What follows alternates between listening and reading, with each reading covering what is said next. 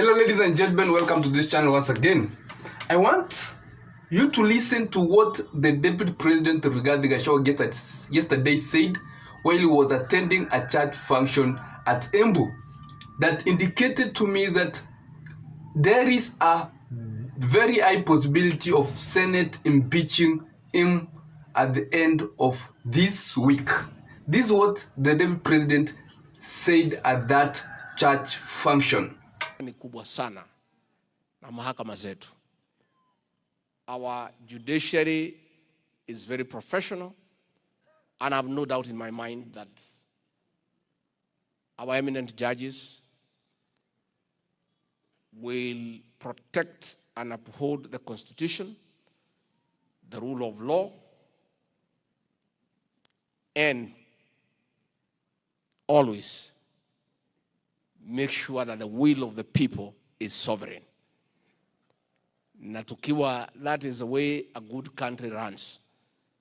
So watu wa Kenya wako na imani sana, and they have faith that our courts of law will protect and uphold our Constitution, and most importantly, always protect the will of the people, because the people are supreme. Na tukifuata hiyo, we'll have a good country. Irrespective ya ile itatokea, nataka kuuliza amani katika hii Embu, katika Mlima Kenya, katika Kenya nzima. Sisi tuko na nchi ya Kenya, hatuna nchi nyingine. You have heard, the Deputy President did not say he has trust in the Senate. He did not show any indicator that the Senate could save him from the current situation. Remember that I have said here before that the process of impeaching Rigathi Gachagua, the Deputy President, is a political process. And even if a senator decided to vote no or yes, regardless of the defense that Rigathi Gachagua will put in the Senate, there is no one who can question that senator. It's his mandate to decide whether to vote yes or to vote no, or to abstain from making a vote. So it's a political process. That's why I'm saying that the people who sat down and cascaded the entire removal of Deputy President from office must have gone ahead and tried to come to the senators and push for the removal from office by senators. Remember that it has also appeared that Rigathi Gachagua also himself confirmed that the president is aware of this impeachment, because at one moment he did say that such a contentious motion cannot get to parliament without the knowledge of the president. There is also that 1 minute call that the president met with the deputy president. It said that at that moment the deputy president knew that he was going to be impeached. So it's a thing that is well calculated, and the people who are behind his removal from office are not going to fail at Senate. So trust me, at the end of this week, out of the 11 issues that Rigathi Gachagua is being accused of, 1 or 2 of those issues will be confirmed by a majority, or that's 2/3 of the senators. And remember that in Senate, the voting is, they will be voting for each accusation from the start of all the accusation to the 11 accusations, to see whether they'll find any accusations that is true or confirmed by the accusation, to confirm the accusation that came from the National Assembly. So Rigathi Gachagua yesterday implied that, okay, if Senate might impeach me, but I have full trust in our judiciary system.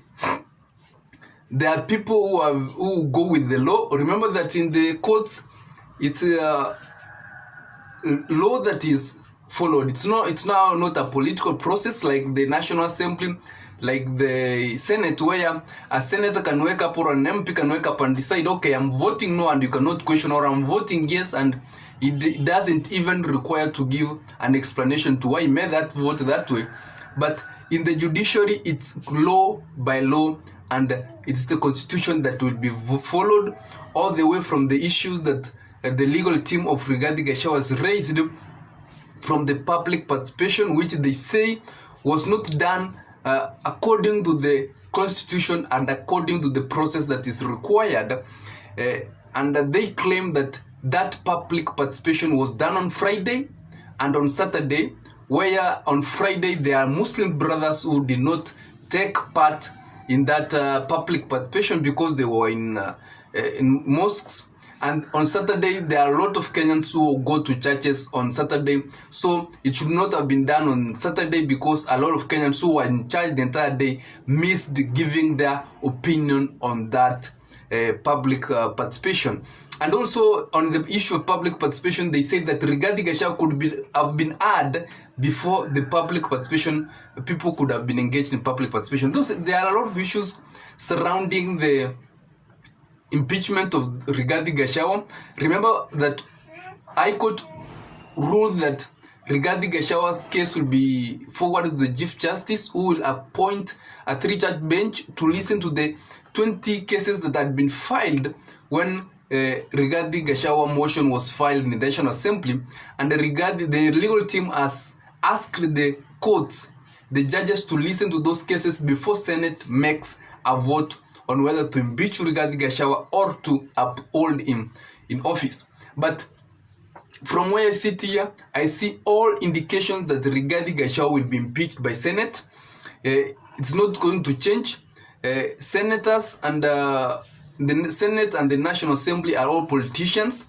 And if in any case the president is aware of the impeachment, and you've seen that the president is not making any comments on the impeachment of his deputy president. Yesterday he was in a church function, he never spoke anything. The president has not come out to utter anything pertaining the impeachment of Rigathi Gachagua, his deputy. And I think it's a fallout that now has escalated, because we remember that the deputy president in an interview once said that he was removed from the WhatsApp group. He is not aware of the function the president was going to attend. From that function, the deputy president missed, I think it was in Nyeri, and a lot of issues have been happening behind the curtains. But now the president is quiet about what's going on. I think it's something that must go on, and the senators are not going to frustrate the force that is behind the impeachment of the deputy president. Rigathi Gachagua is going to be impeached by the Senate. His only chance stands or lies within the judiciary, which is our courts. Remember that our courts, the courts of Kenya, contain one of the most outstanding judges, people who have overturned very contentious cases. We remember the courts of Kenya, the ones who overturned the 2017 elections that brought a reland, and they have ruled a lot of cases. They have at least shown some independency. We'll be seeing how the things be unfolding, but remember that today, Monday, Rigathi Gachagua's legal team will be filing a petition, defense according in regard to the accusations that have been made. Then tomorrow the Senate will not be discussing the issue of Rigathi Gachagua, but they'll be going back to discuss, make a decision on the governor of Kericho who was impeached, and later they will go back to the issue of impeachment of Rigathi Gachagua on Wednesday and Thursday, where they'll discuss the matter in their house. And then Rigathi Gachagua will appear on Senate like he did appear in the National Assembly to make a defense for himself, and later the senators will make a vote on the issue of impeachment of Rigathi Gachagua. Remember that in Senate voting is only the 47 senators are going to vote. Only the 47 senators are going to vote, and to get a two-third majority, the senators must have 31 senators supporting either of the accusation, and for Rigathi to survive, he must have 17 senators voting in his favor or opposing those accusations. So we'll be seeing how things will be unveiling, but remember that the Senate of Kenya also contains people who are very outstanding, people who are very critical in thinking. We know that we have the likes of Okiya Mtata, we have the likes of Onyonga, we have a very people who know to articulate issues like the Senator of Nairobi, Edwin Sifuna, and we'll be seeing how they will be arguing in Senate and what they will be saying and how are they going to make their vote in this motion of impeachment to the deputy president. Otherwise, ladies and gentlemen, remember to subscribe to this channel so that whenever we have such information, we always update you.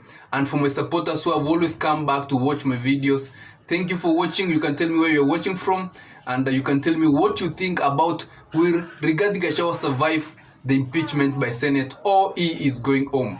Or according to me, I've said that he is going home, and the only chances of survival at the judiciary of Kenya.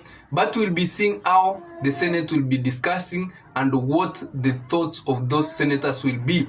It might pull a surprise. We'll be seeing and I'll be updating you. Otherwise, have a nice day, ladies and gentlemen.